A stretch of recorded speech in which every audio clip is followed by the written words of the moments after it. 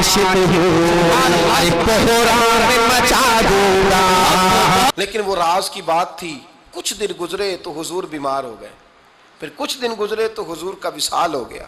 فرماتے ہیں کچھ عرصے کے بعد میں سیدہ فاطمہ الزہرا سے ملی تو میں نے کہا فاطمہ وہ بھید کھول تو دے، آج تو کھول دے وہ راز کیا تھا.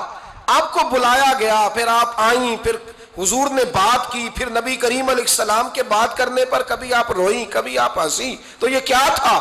تو کہتی ہیں جناب فاطمہ پھر رونے لگی، کہنے لگی ہاں اماں جی اب میں پردہ کھول دیتی ہوں، اب میں راز بتا دیتی ہوں. حضور کا وصال ظاہری ہو گیا. فرمانے لگی مجھے حضور نے بلایا اور میرے کان میں فرمانے لگے فاطمہ وقت تھوڑا رہ گیا ہے، اب تیرے والد نے جانے کا پروگرام بنا لیا ہے، اب نہ ٹائم آ گیا ہے بچھڑنے کا. فرماتی ہیں جب میں نے یہ بات سنی تو میں رو پڑی، حضور آپ بچھڑ جائیں گے؟ کہتی ہے میں روئی. ذرا حدیث کے جملوں پہ غور کرنا. ماتی تھوڑی دیر گزری تو حضور نے میرے کان میں کہا فاطمہ پتر رو نا، بیٹے رو نا، میرے جانے کے بعد جو سب سے پہلے میرے پیچھے آ کے مجھے ملے گی نا بیٹی وہ تو ہی ہوگی. اللہ کرے میں سمجھا سکوں آپ کو بات. جب کہا نا کہ میں وصال کروں گا تو رو پڑی، اور جب کہا نا میرے بعد تیرا بھی جلدی وصال ہو جائے گا تو حضرت فاطمہ نے ہنسنا شروع کر دیا. کیا پیار ہے میرے محبوب علیہ السلام کے ساتھ جناب فاطمہ کا. ان کے وصال کی خبر سنی تو رو پڑی اور اپنے کی سنی تو ہنس پڑی. اور پھر حضور نے کہا فاطمہ تجھے یہ بھی پتا ہے نا کہ اللہ تجھے جنتی عورتوں کا سردار بنائے گا، یہ بھی تجھے پتا ہے. تو جناب فاطمہ الزہرا کے ساتھ شروع سے لے کر آخر تک میرے رسول کریم علیہ السلام کی محبت رہی، پیار رہا. اور جناب فاطمہ کا جو حضور سے پیار تھا، ایک ہے باپ کا شفقت کرنا اور ایک ہے بیٹی کا پھر اپنے باپ سے، بولیے، یہ بیٹیاں جو ہوتی ہیں نا ان کا بھی رویہ کو انوکھا ہوتا ہے ساری دنیا سے، انوکھا. میں کبھی کبھی کچھ ایسی باتیں کرنے کو دل کر جاتا ہے کہ جو کر گزرتے ہیں. ایک صاحب مجھ سے ایک دن کہنے لگا حضرت صاحب بڑی مشکل میں ہوں اور اتنا کٹھن وقت آ گیا کہ کوئی حال ہی نہیں. میں نے ان سے کہا کہ اپنی اماں سے دعا کراؤ، مسئلہ ٹھیک ہو جائے گا. کہنے لگا اماں تو انتقال کر گئی. تو میں نے کہا بہن سے دعا کراؤ. کہنے لگا بہن دور رہتی ہے. تو میں نے کہا پھر بیٹی سے کرا لو.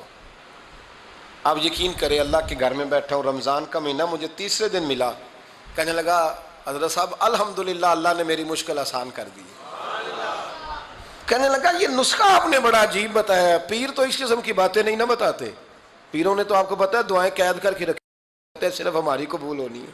کہنے لگے آپ ان کا میرے ساتھ ارادت کا رشتہ ہے. کہنے لگے آپ کس طرح کے پیر ہیں کہ آپ نے مجھے پلٹ کے کہہ دیا کہ اماں سے، بہن سے، بیٹی سے. تو میں نے کہا اصل بات یہ ہے کہ میں کبھی تھکا بھی ہوتا ہوں، کبھی کسی رنگ میں بھی ہوتا ہوں، اور کئی دفعہ اب تو یہ حال ہو گیا ہے کہ رونا آئے بھی تو روتے نہیں کہ لوگ تماشا نہ سمجھے. کئی دفعہ آنسو چھپانے بھی پڑتے ہیں کہ لوگ اس کو اداکاری اور فنکاری ہی نہ سمجھنے لگ جائے. تو میں نے کہا یہ جو بیٹی ہوتی ہے نا، یہ جو بہن ہوتی ہے، یہ جو ماں ہوتی ہے، اس کو اشارتاً بھی آپ کان میں کہہ دینا مشکل میں ہوں تو یہ رات کو رو رو کے مصلی بھگو دیتی. یہ رو رو کے دعا مانگتی ہے بیٹے کے لیے، بھائی کے لیے، باپ کے لیے. اس کا رنگ ہر بیٹی پیار کرتی ہے. اور یقین کریں کہ کلیجہ ٹھنڈا ہو جاتا ہے جب بیٹیاں چھاتی پہ لیٹتی ہیں تو لطف آتا ہے کہ اللہ کریم نے اس ننھی سی کلی میں کیا ٹھنڈک رکھی ہے کہ سارے دل کا جو ہے بوجھ اس نے ہلکا کر دیا. تو بتائیے پھر میرے نبی پاک کی شہزادی کی حضور سے محبت کتنی ہوگی. چھوٹی سی عمر تھی حضرت فاطمہ کی جب حضرت خدیجہ وصال کر گئیں. تو کسی نے کہا فاطمہ سب سے پہلے گھر سے کب نکلنا ہوا؟ تو بخاری مسلم میں حدیث ہے اللہ کے نبی نا بیت اللہ شریف کے سامنے سجدے میں تھے تو ابو جہل کو شرارت سوجی. شرارت. اس نے کچھ لوگوں سے کہا، عقبہ بن ابی معیط تھا، کچھ اور لوگ تھے. کہنے لگا میں ابھی رستے سے گزرا ہوں تو وہاں کسی نے اونٹ ذبح کیا ہے. تو اونٹ کی اوجڑی، آپ نے اوجڑی دیکھی ہے نا، جانور کی اوجڑی بڑی وزنی ہوتی ہے، اس میں گندگی ہوتی. اونٹ کی اوجڑی بڑی وزنی ہوتی تھی. کہنے لگا وہاں اونٹ کی اوجڑی پڑی ہے، وہ دیکھو نبی پاک معاذ اللہ سجدے میں ہے، تو معاذ اللہ ثم معاذ اللہ وہ اونٹ کی اوجڑی اٹھاؤ حضور کی گردن پہ رکھ دو. تھوڑا سا مشکل سے جمعہ پڑھنا پڑ جائے نا اور تھوڑا سا مشکل سے پڑھانا پڑ جائے تو ہم دین کے بہت بڑے خدمت گزار بن جاتے ہیں. یہ دیکھو سجدے کتنی مشکل سے ہو رہے ہیں، یہ دیکھو سجدے کتنی مشکل سے ہو رہے ہیں، کتنی مشکل سے۔ حضور کے سر انور پر اوجڑی رکھ دی۔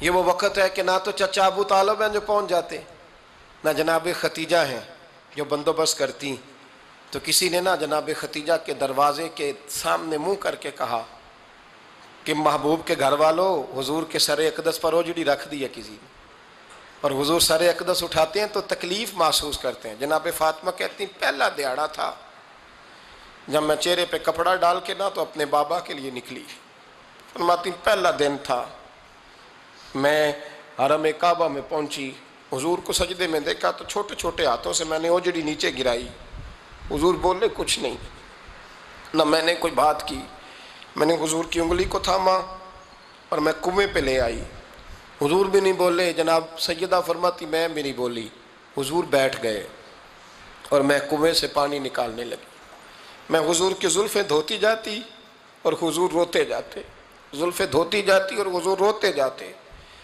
پھر حضرت فاطمہ نے جب حضور کی زلفیں دھو لیں تو ہاتھ اٹھائے، کہا اے اللہ، یہ جنہوں نے میرے بابا کو تکلیف دی ہے نا ان کو برباد کر دے۔ میں رات روایت پڑھ رہا تھا مشکات سے تو میں حیران ہو رہا تھا کہ یہ عجیب منظر ہے، یہ عجیب منظر ہے کہ جب طائف والے پتھر مارے اور نبی کریم علیہ السلام سے حضرت زید بن حارثہ کہ حضور دعا کریں یہ تباہ ہو جائے، تو نبی پاک کہ نہیں زید میں نے نہیں ان کے لیے تباہی کی دعا کرنی، یہ نہیں ٹھیک ہوتے تو ہو سکتا ہے ان کی نسلیں ٹھیک ہو جائیں۔ اور جب احد میں وہ لوگ پتھر مار کے دانت شہید کر دیں، حضرت ابوبکر صدیق جیسی ٹھنڈی طبیعت کا آدمی عرض کرے حضور دعا کریں یہ تباہ ہو جائے، تو حضور نے فرمایا اللہم اہد قومی فإنہم لا یعلمون، یا اللہ میری قوم کو ہدایت دے، یہ جانتے نہیں یہ کیا کر رہے ہیں۔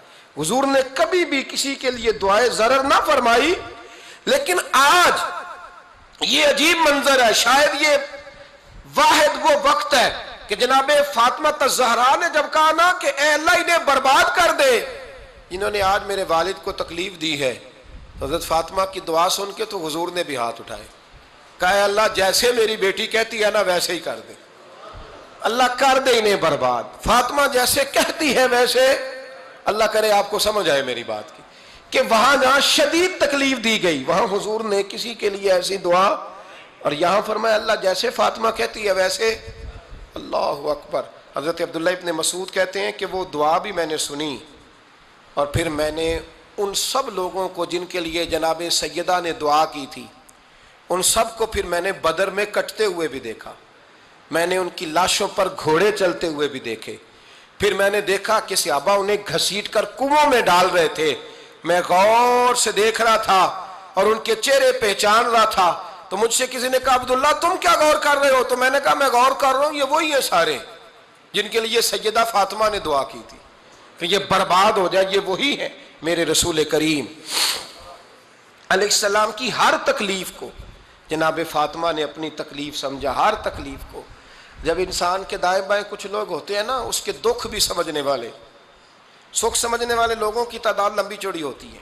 ہمارے زمانے میں ہمارے ہر آدمی کے ساتھ ذاتی مطالبات ہیں، ذاتی، تو جب تک وہ میرا مطالبہ پورا کرتا رہتا ہے میرا اس سے پیار رہتا ہے، اور جب وہ میری خواہشات پوری کرنی چھوڑ دیتا ہے پھر میرا اس سے کوئی رشتہ نہیں رہتا۔ میرے عزیز حضرت فاطمہ الزہرا کا کمال یہ ہے کہ انہوں نے میرے محبوب کا دکھوں میں ساتھ دیا، حضور کی تکلیف پر وہ تکلیف میں آتی، پریشان ہوتی۔ یہاں سے بات چلی 4-5 سال عمر مبارک تھی، حضرت فاطمہ کی کل عمر 29 سال ہوئی ہے۔ حضور کی عادت مبارکہ تھی جب سفر پہ تشریف لے جاتے تھے تو سب سے آخر میں سیدہ فاطمہ کے گھر جاتے، واپس آتے تو سب سے پہلے سیدہ فاطمہ کے گھر جاتے۔ مولا علی کہتے ہیں ایک دن میں نے عجیب نظارہ دیکھا، نبی کریم علیہ السلام سفر سے واپس آنے والے تھے، میں نے حضرت فاطمہ کو اطلاع دی کہ حضور آج پہنچ جائیں گے، تو انہوں نے گھر سارا صاف کیا، سجایا، سوارا، کھانا پکایا، لیکن فرماتی ہیں جیسے ہی حضور اندر داخل ہوئے نا گھر کے، جناب فاطمہ نے حضور کا چہرہ دیکھا تو ہاتھ پکڑ کے چومنے لگی، اور کہتے ہیں جب انہوں نے سر اٹھایا تو ان کا چہرہ سارا آنسوؤں سے بھرا ہوا تھا۔ رسول کریم نے بیٹی کے سر پہ ہاتھ رکھا، بٹھا لیا، فرمایا فاطمہ بیٹے رونے والی تو بات کوئی نہیں تھی، کیوں رو پڑی ہو؟ تو عرض کرنے لگی محبوبہ میں بچپن سے دیکھ رہی ہوں محنت کرتے، جد و جہد کرتے، مشقت کرتے، یا رسول اللہ آج آپ آئے ہیں تو آپ کے چہرے پر تھکاوٹ کے آثار ہیں، حضور وجود تھکا ہوا ہے۔ یا رسول اللہ میں نے ساری زندگی آپ کو کام کرتے دیکھا ہے، مدینے والے حبیب مجھے بتا تو صحیح کام کب تک کرنا ہے؟ کو وقت آئے گا جب آپ کی کمر بھی بستر سے لگے، کو ٹائم آئے گا آپ گھر میں بیٹھیں من پسند غذائیں کھائیں